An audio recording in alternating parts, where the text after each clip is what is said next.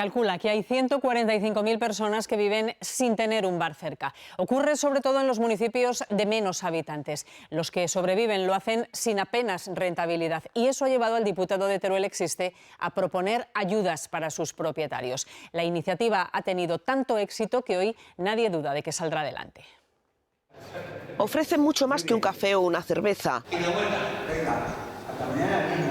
Los bares de los pueblos pequeños son el punto de encuentro de sus vecinos. No es un bar de entrar y salir, es un bar de saber qué pasa en el pueblo. Hacen funciones de centro social y de ocio para la comunidad. La única alternativa de ocio que quedan los pueblos pequeños. En el Carrascalejo, Badajoz, sus 70 habitantes solo tienen este bar que regenta Agustina.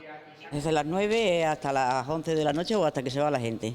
Allí se dan cita todos los vecinos. Venir aquí es muy agradable, estando con Agustina. Hace unas tortillas y unos guisos buenísimos, vamos. Más suerte tienen los 160 habitantes de Casas de Don Antonio, en Cáceres. Allí tienen bar. Y se juntan aquí 4 o 5 mujeres y se ponen a echar la mañana. Vienen por la tarde la gente mayor, los hombres a echar la partida. Es el único sitio que tenemos un poco para reunirnos todos los del pueblo. Y acaban de abrir una pequeña tienda. Y hay 4 cosillas nada más.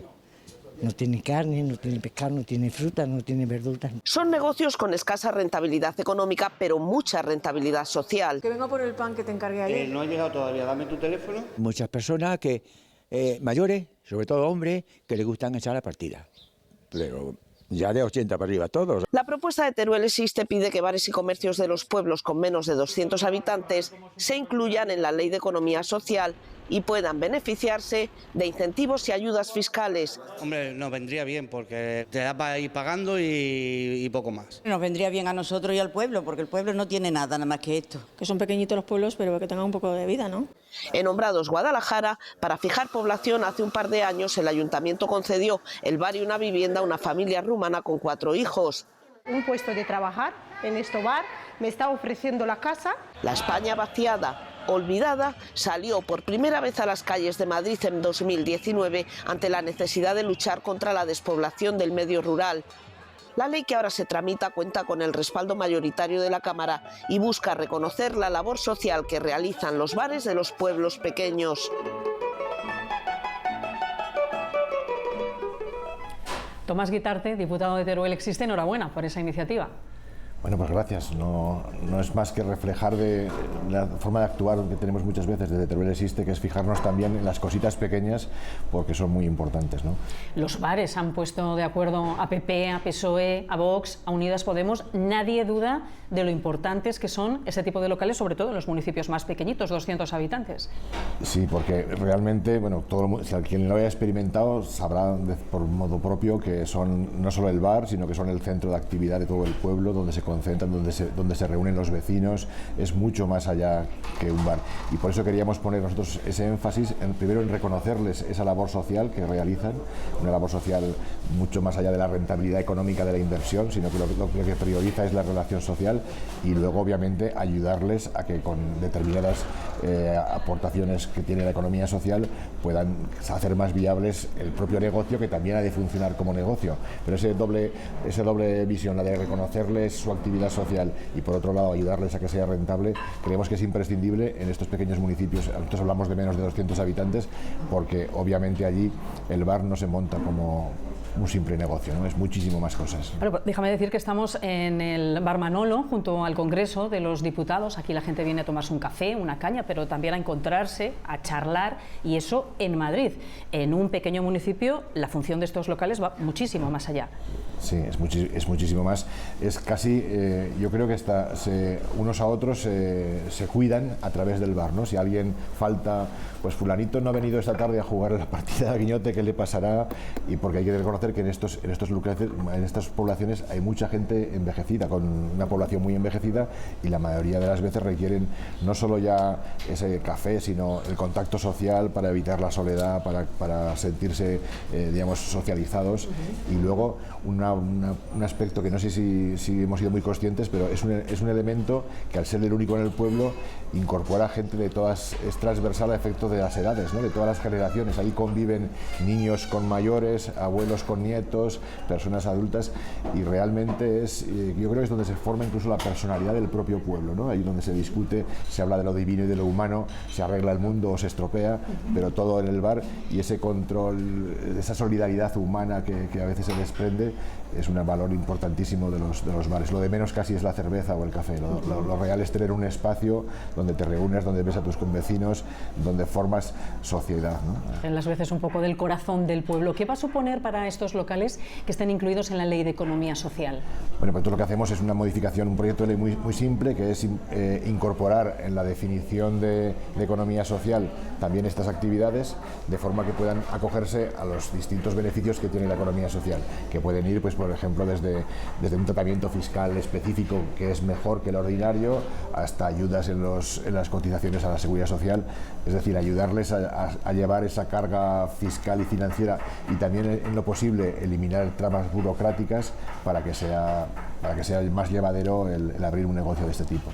En el vídeo que precedía esta entrevista hemos conocido a Lika. Ella y su familia regentan el bar de Hombrados en Guadalajara. El ayuntamiento se lo ha cedido junto a la casa, y es una iniciativa que estamos viendo también en otras partes de España y que está teniendo buena acogida, sobre todo entre la población inmigrante. ¿Qué le parece como medida para repoblar la España vaciada?